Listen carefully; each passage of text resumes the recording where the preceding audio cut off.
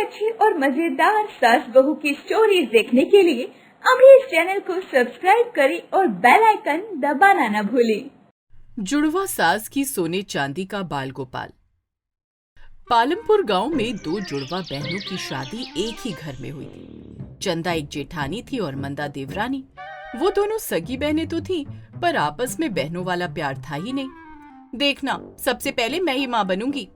चुप कर चुड़ैल कहीं की, मैं तेरी जेठानी हूँ और वैसे भी उम्र में भी मैं तुझसे पूरे 1 मिनट बड़ी हूँ। ठीक है, तो देखते हैं हम दोनों में कौन सबसे पहले माँ बनता है। रात में दोनों अपने अपने पति से झगड़ने लगी। शादी के 2 साल बीत गए, लेकिन मैं आज तक माँ नहीं बन पाई। अरे तो इसमें कौन सी बड़ी बात है? 9 महीने बाद तुम्हारे गोद में भी एक बच्चा होगा। तो इस तरह दोनों बहनें एक साथ गर्भवती हुई। दोनों ने एक ही दिन अपने बच्चों को जन्म दिया और दोनों ने ही लड़के पैदा किए। चंदा के पास सोने के बाल गोपाल थे और मंदा के पास चांदी के।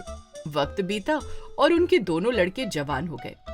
हे बाल गोपाल, जल्द से जल्द मेरे बेटे की शादी करा दो ताकि मुझे कोई काम ना करना पड़े। वहीं दूसरी तरफ मंदा अपने चांदी के बाल गोपाल के सामने भी अपने बेटे के लिए प्रार्थना कर रही थी। हे बाल गोपाल, जल्द से जल्द मेरी झोली में भी बहू डाल दे ताकि मैं इस उम्र में ऐश कर सकूं। इतने में घर की डोरबेल बजी। चंदा ने सोने के बाल गोपाल अलमारी में रखे और दरवाजा खोलने चली गई। तभी वहां पर मंदा भी पहुंच गई। दरवाजा मैं खोलूंगी क्योंकि मेरा बेटा आया है। नहीं, दरवाजा मैं खोलूंगी, मेरा बेटा भी तो हो सकता है। तो इस तरह दोनों लड़ने झगड़ने लगी। दोनों ने ही दरवाजे की कुंडी पकड़ रखी थी और उसे खींचने की कोशिश कर रही थी। तभी छीना झपटी में पूरा दरवाजा ही उखड़ गया। बाहर चंदा का बेटा मोंटी और मंदा का बेटा शानू 2 लड़कियों के साथ खड़े थे। मोंटी, ये सब क्या है? तुम दोनों अंदर आओ, ये तो रोज का काम है। ये 100वां दरवाजा टूटा है आज। बधाई हो माँ, आज आप दोनों ने शतक लगा दिए। ये दोनों कौन है? माँ, ये शारदा है और ये मोहिनी। तो कब तक इन दोनों को इधर उधर टहलाते रहोगे? जल्दी से शादी कर लो। मोंटी, तुम्हारी माँ तो बहुत एडवांस है। चंदा और मंदा तो चाहती ही थी कि उनके दोनों बेटों की जल्द से जल्द शादी हो जाए, इसलिए दोनों लड़की वालों से मिली और दोनों की एक साथ एक ही मंडप के नीचे शादी हो गई। दोनों की एक साथ पहली रसोई थी। चंदा ने अपनी बहू को अकेले में बुलाया और मंदा ने अपनी बहू को। शारदा, आज तेरी इस घर में पहली रसोई है और मुंह दिखाई भी। तू मीठे में कुछ ऐसा बना कि जो लोग भी मुंह दिखाई में आए वो लोग मेरी तारीफों के पुल बांध दे। लेकिन सासू माँ, तारीफ तो मेरी होगी ना? हाँ, तारीफ तो तेरी ही होगी, पर तेरी तारीफ में मेरी ही तारीफ होगी ना। लोग कहेंगे कि चंदा, वाह क्या है तेरी बहू, तू तो बहुत अच्छी ढूंढ कर लाई है। समझ गई सासू माँ, मोहिनी से ज्यादा मेरी तारीफ होनी चाहिए, है ना? पगली, समझ गई। वहीं दूसरी तरफ मंदा भी अपनी बहू मोहिनी को यही सब समझा रही थी। खैर, दोनों ने बहुत अच्छा खाना बनाया। शाम को मुंह दिखाई में लोगों ने दोनों बहुओं की खूब तारीफ की, ना कि किसी एक की। चंदा, मंदा, तुम दोनों की बहुएं तो चांद का टुकड़ा हैं। खाना भी दोनों बहुत अच्छा बनाती हैं। शारदा और मोहिनी खुश हो गई, लेकिन उनकी दोनों जुड़वा सास खुश नहीं थी, क्योंकि दोनों में से कोई एक जीतना चाहती थी। खैर, दोनों बहुएं उस घर में अपनी जिंदगी जीने लगी, लेकिन दोनों जुड़वा सासों का कहर तो अब बरसने वाला था, शारदा और मोहिनी पर। एक रोज मंदा अपने सोने के बाल गोपाल की मूर्ति साफ कर रही थी। तभी वहाँ पर चंदा अपनी चांदी की मूर्ति के साथ आ गई। मैंने तुझसे कितनी बार कहा है कि तू फालतू में अपनी चांदी की मूर्ति के सामने गिड़गिड़ाना छोड़ दे, क्योंकि भगवान मेरी सोने की मूर्ति में आएंगे, ना कि तेरी सस्ती सी चांदी की मूर्ति में। जो ज्यादा सेवा करेगा उसे ही भगवान दर्शन देंगे। बेटा माधुरी, बाल गोपाल के लिए मेवा डालकर खीर और पूरी बना दे। इतना सुनते ही चंदा भागकर अपनी बहू शारदा के पास चली गई। शारदा, आज समझ ले, तेरा खुद भगवान टेस्ट लेने वाले हैं। जल्दी से बाल गोपाल के लिए खीर, पूरी, हलवा और जो भी हो सकता है बना दे। जी माँ जी, जरूर। मैं भी बाल गोपाल की बहुत बड़ी भक्त हूँ। दोनों बहुओं ने बाल गोपाल के लिए अच्छा पकवान बनाया। रात में दोनों सास ने अपने अपने बाल गोपाल को खाना खिलाया, पर आज भी दर्शन न मिलने की वजह से दोनों ने बचा हुआ खाना बाहर नाले में फेंक दिया। अरे माँ जी, खाना फेंक क्यों दिया? हम लोग ही खा लेते। जब वो खाना मेरे बाल गोपाल को पसंद नहीं आया तो हम लोग कैसे खा लेते? आपको कैसे पता चला कि उन्हें खाना पसंद नहीं आया? अरे, मेरे बाल गोपाल को खाना पसंद आ जाता तो वो मुझे दर्शन जरूर देते। यही बात मंदा ने अपनी बहू से कही। अब ये रोज का काम हो गया था। चंदा और मंदा अपनी अपनी बहुओं से हर रोज बाल गोपाल के लिए ढेर सारे पकवान बनवाती और जब वो दर्शन नहीं देते तो सारा पकवान फेंक देती। दोनों बहुओं और उनके बेटों ने समझाने की कोशिश की, पर वो दोनों किसी की बात सुनने को तैयार नहीं थी। कई महीने ऐसे ही बीत गए। एक रात शारदा और मोहिनी अकेले में मिली। मोहिनी, इन दोनों सासू माओं का क्या किया जाए? मैं तो परेशान हो गई हूँ। हम दोनों प्रेग्नेंट हैं, इस हालत में इतना काम करने में दिक्कत होती है। हाँ शारदा, तूने सही कहा। प्रेग्नेंट तो मैं भी हूँ, पर क्या कर सकते हैं। मैं तो बाल गोपाल की वजह से रोज ढेर सारा पकवान बना देती हूँ, पर जब भगवान दर्शन नहीं देते तो सारा खाना फेंक देती हैं सासू माँ। हे बाल गोपाल, अब तू ही कोई रास्ता दिखा। कल जन्माष्टमी है, कल कोई चमत्कार दिखा देना प्रभु। इतने में दोनों की सास ने आवाज लगाई, अरे बहू जल्दी आ, मैं अपने सोने के बाल गोपाल नहलाने जा रही हूँ। दोनों बहुएं अपनी सास के पास आ गई। अभी तक दोनों के बीच बाल गोपाल के लिए खाने का कंपटीशन तो चल ही रहा था, अब जन्माष्टमी का भी कंपटीशन शुरू हो गया। मोहिनी, मेरी बात ध्यान से सुन। चंदा को अपने सोने के बाल गोपाल पर कुछ ज्यादा ही घमंड है। तू कल झांकी इतनी अच्छी सजाना कि लोग देखकर पागल हो जाएं और बाल गोपाल भी दर्शन देने पर मजबूर हो जाए। यही बात चंदा ने अपनी बहू शारदा को भी समझाई और दोनों में झांकी सजाने का कंपटीशन शुरू हो गया। दोनों बहुओं ने बहुत ही खूबसूरत झांकी का आयोजन किया। मोहल्ले वाले इकट्ठा थे, भजन कीर्तन चल रहा था। मैं बाल गोपाल के लिए इतना सब करती हूँ, फिर भी बाल गोपाल दर्शन नहीं देते। मोहिनी, जाओ बाल गोपाल की भक्ति में पागल होकर नाचो।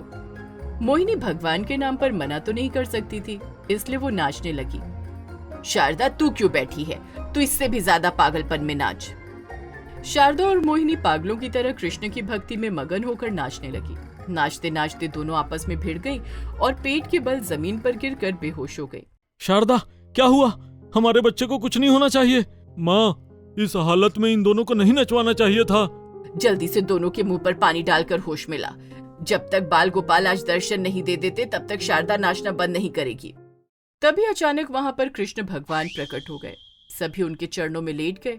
उठो तुम दोनों, मैं तुम दोनों से खुश होकर यहाँ नहीं आया हूँ, बल्कि तुम दोनों ने अपनी दोनों बहुओं को और खुद को भी इतना दुखी कर दिया था कि मुझे आना ही पड़ा। ईश्वर को जबरदस्ती नहीं पाया जा सकता। अगर दिल में प्रेम नहीं है तो चाहे जितनी सेवा कर लो मेरी मूर्ति की, कुछ नहीं होने वाला। ईश्वर दिल में बसता है, मूर्तियों में नहीं। हमें अपनी गलती का एहसास हो गया है प्रभु, हमें माफ कर दीजिए। इसके बाद भगवान के साथ साथ वो सोने और चांदी की मूर्ति भी गायब हो गई और उसकी जगह एक बहुत ही खूबसूरत साधारण मूर्ति प्रकट हो गई। दोनों बहुएं भी ठीक हो गईं। अब सब लोग एक साथ मिलकर एक ही मूर्ति की पूजा करने लगे और खुशी खुशी प्रेम पूर्वक रहने लगे।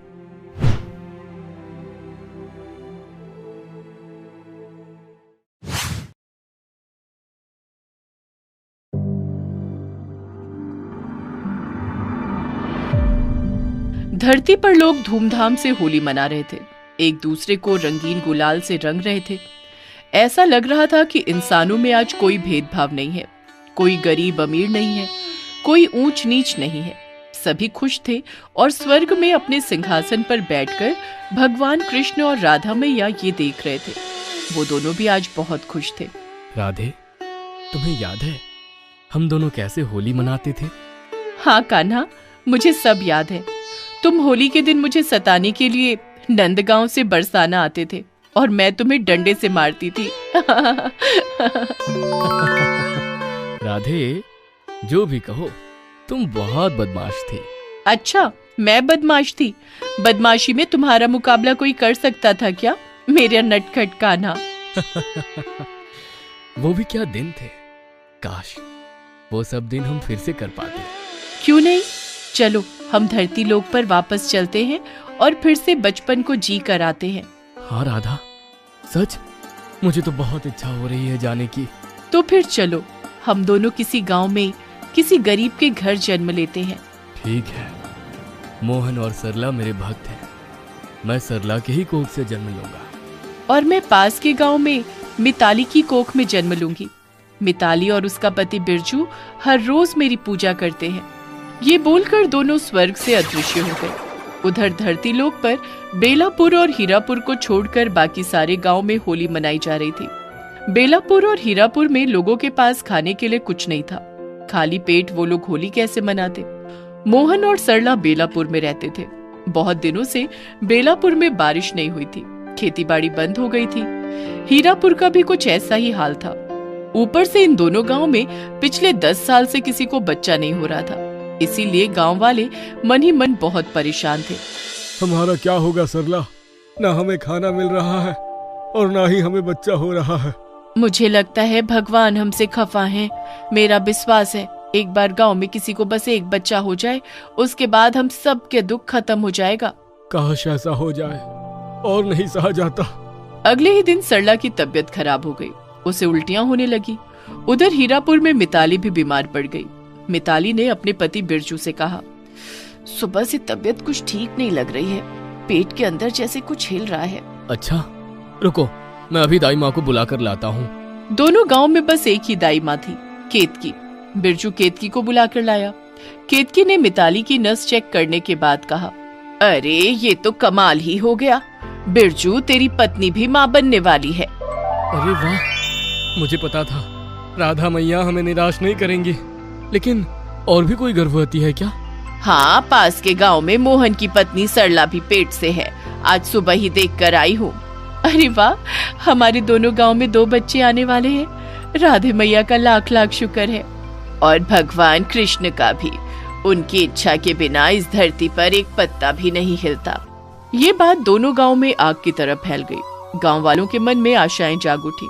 दोनों गांव में 10 साल से बारिश नहीं हुई थी, लेकिन जिस दिन केतकी ने राधा को और सरला ने कान्हा को जन्म दिया, उस रात अचानक से आसमान में काले बादल छा गए और धुएंधार बारिश होने लगी। मोहन चिल्ला चिल्ला कर कहने लगा, अरे यह देखो भगवान की माया, घर में बच्चा आया और बारिश होने लगी। उधर बिरजू भी खुशी से चिल्ला रहा था, अब सब कुछ ठीक हो जाएगा। मेरे घर में बेटी आई है, इसका नाम मैं राधिका रखता हूँ। उस तरफ मोहन ने अपने बेटे का नाम गोपाल रखा। मेरा बेटा लड्डू गोपाल की तरह दिखता है, इसीलिए इसका नाम गोपाल है। आज से मैं बहुत खुश हूँ। 2 गांव के मिलन स्थल पर एक राधा कृष्ण का मंदिर था। अगले दिन मोहन अपने बेटे को लेकर आया और बिरजू अपनी बेटी को लेकर मंदिर में पहुंचा। गोपाल और राधिका ने एक दूसरे को पहली बार देखा और देखते ही देखते नटखट गोपाल ने हंसकर राधिका को आंख मार दिया। राधिका भी हंस पड़ी। वाह बिरजू, तेरी बेटी तो बहुत खूबसूरत है। हाँ मोहन, तेरा बेटा भी कुछ कम नहीं है। और अजीब बात तो देखो, दोनों एक ही दिन में पैदा हुए हैं। मुझे तो लगता है कि ये भगवान का कोई इशारा है। अब देखना, ये दोनों गांव फसलों से भर जाएगा। हाँ, उम्मीद तो यही है। बारिश जो हुई है कल। मंदिर में पूजा करने के बाद दोनों अपने अपने घरों में लौट गए। वही हुआ जिसकी उम्मीद थी।